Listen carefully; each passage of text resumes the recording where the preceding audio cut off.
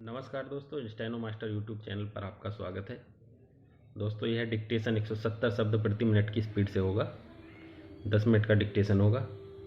अगर आप अधिक से अधिक डिक्टेशन चाहते हैं तो आप हमारे टेलीग्राम चैनल को ज्वाइन करना ना भूलें। टेलीग्राम चैनल का लिंक आपको डिस्क्रिप्शन में दे दिया जाएगा।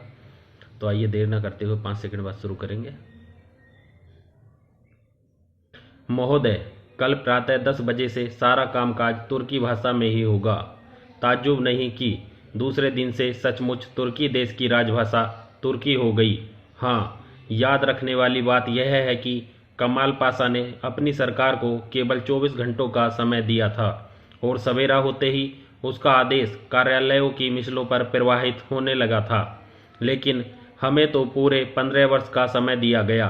तत्कालीन राष्ट्रपति ने जोशीला निर्देश भी दाग दिया था कि भारत संघ का कर्तव्य होगा कि वह हिंदी भाषा की वृद्धि, इसका प्रयोग, प्रसार व विकास करे ताकि वह भारत की सामाजिक संस्कृति के सब तत्वों की अभिव्यक्ति का माध्यम हो सके। इतना ही नहीं, संविधान के अधीन हिंदी के प्रयोग के बारे में 27 मई 1952, 27 अप्रैल 1960 एवं 3 दिसंबर 1975 को क्रमशः राष्ट्रपति के 3 आदेश भी प्रसारित कर दिए गए। नियम के अनुसार 15 वर्ष बाद अर्थात 1965 में हिंदी को भारत की एकमात्र राजभाषा बन जाना चाहिए था।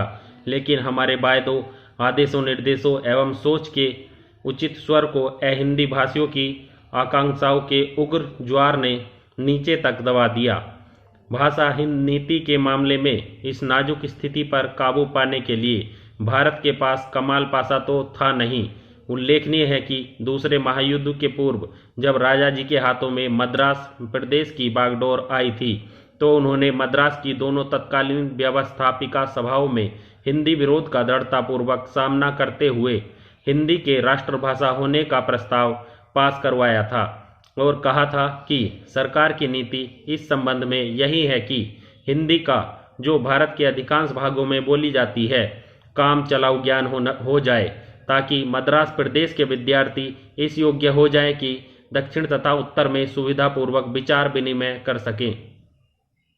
प्रश्न है कि क्या तमिलनाडु या किसी अन्य अहिंदी भाषी राज्य ने एक राजाजी अथवा कमाल पाशा पैदा नहीं किया, जो गैर हिंदी राज्यों की विधानसभाओं में 1967 के संशोधित राजभाषा अधिनियम में सांकेतिक चिर लंबित एवं चिर प्रतीक्षित प्रस्ताव को पास करवाकर उसे अंतिम स्वीकृति के लिए संसद के सभा पटल पर प्रस्तुत कर सके।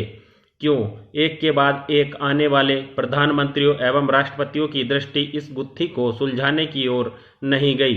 भाषा नीति को द्विभाषिकता की पटरी पर चलाने के लिए तात्कालिकता को ध्यान में रखा गया, लेकिन आगे चलकर यह द्विभाषिकता कितनी उबाऊ एवं खर्चीली साबित होगी, इसका गणितीय आकलन नहीं किया गया।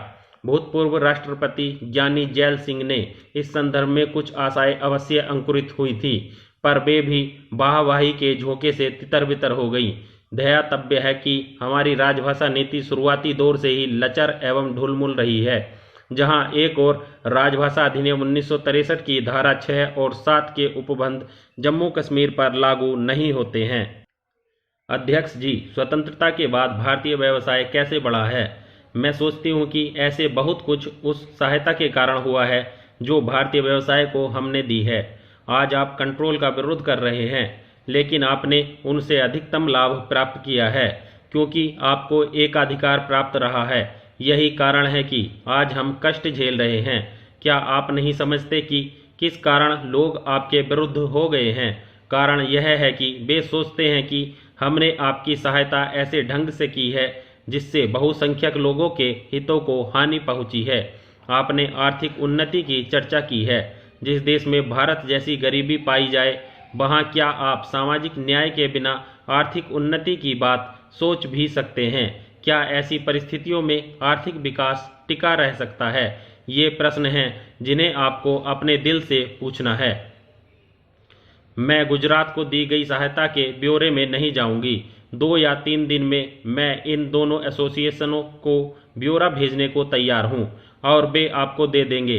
लेकिन अगर आप ऐसे आरोप लगाना चाहते हैं जैसे केंद्र गुजरात के साथ भेदभाव बरत रहा है, तो मुझे आशंका है कि वे आंकड़े आपकी सहायता बिल्कुल नहीं कर पाएंगे। क्योंकि अगर आप बिना किसी भी आधार के आरोप लगाते हैं तो आपकी बात कोई भी गंभीरता से नहीं ले सकता। कुछ हद तक केंद्र सभी राज्यों के प्रति भेदभाव रखता प्रतीत होगा। अगर आप उत्तर प्रदेश सरकार के साथ मिल बैठकर विचार करें तो वे अगर 1000 नहीं तो 100 ऐसे मामले आपको जरूर दिखाएंगे जिनमें हमने गुजरात की उपेक्षा उत्तर प्रदेश के प्रति ज़्यादा भेदभाव दिखाया है। हम कंट्रोल के लिए कंट्रोल नहीं चाहते। कंट्रोल तभी आएगा जब हम महसूस करें कि किस चीज़ को अनुचित काम में लाया जा रहा है जिससे जनता को नुकसान पहुंच रहा है। कम्युनिस्ट या जनसंघ अथवा स्वतंत्र पार्टी की तरह मेरा यह विश्वास नहीं है कि कुछ लोग जनता की श्रेणी में हैं और कुछ अन्य नहीं। स्वतंत्र पार्टी सोचती है कि सिर्फ व्यवसायी वर्ग के लोग ही जनता हैं, अन्य वर्गों के लोग नहीं। कम्युनिस्ट पार्टी का विचार इससे ठीक उल्टा है, अर्थात यह कि केवल गरीब लोग ही जनता हैं, शेष वर्ग के लोग नहीं। मैं समझती हूँ कि ये सभी लोग भारत की जनता हैं और अगर हमें शांतिपूर्ण प्रगति करनी है तो हमको इन सभी लोगों के हितों की ओर नज़र रखनी होगी।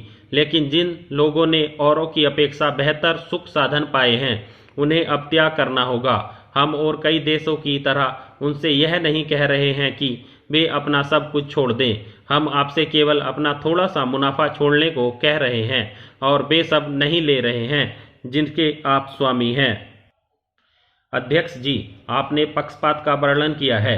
अब सिर्फ गुजरात का मन रखने के लिए मैंने संस्थापित नीति के विरुद्ध जाकर बॉयलरों के आयात की बात मान ली, क्योंकि आपकी सरकार ने कहा कि अगर उन्हें बॉयलर मिल जाएं तो उनका काम तेजी से आगे बढ़ सकता है।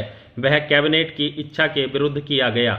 यह मेरे भी अंतरात्मा के निर्णय के विरुद्ध था, लेकिन गुजरात ने कहा आप हमारी चीज़ों को रोक रही हैं, इसलिए मैंने कहा तो ठीक है, उनको कर लिया जाए। हालांकि उससे हमें कुछ अर्थों में हानि हो सकती है।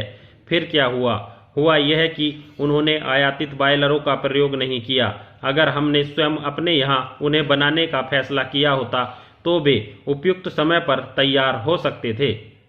मुझे दुख के साथ कहना यह पड़ रहा है कि आपने जो प्रमाण मुझे दिए हैं उनमें से एक भी न तो हमारे देश के बारे में और न उद्योगों की स्थिति के बारे में सही और यथार्थ जानकारी पर आधारित है।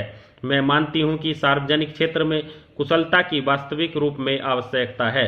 यह भी जरूरी है कि केंद्र निर्णय ले कि प्रक्रिया में और तेजी लाई जाए। लेकिन मैं आपसे यह अवश्य कहना चाहूँगी कि आपने तथ्यों को जिस तरह तोड़ मरोड़ कर प्रस्तुत करना चाहा है और जिस तरह आप लगातार केंद्र सरकार से टकराव का रास्ता चुन रहे हैं, उससे न तो संबंध ही अच्छे बनेंगे न निर्णय शीघ्र लिए जा सकेंगे।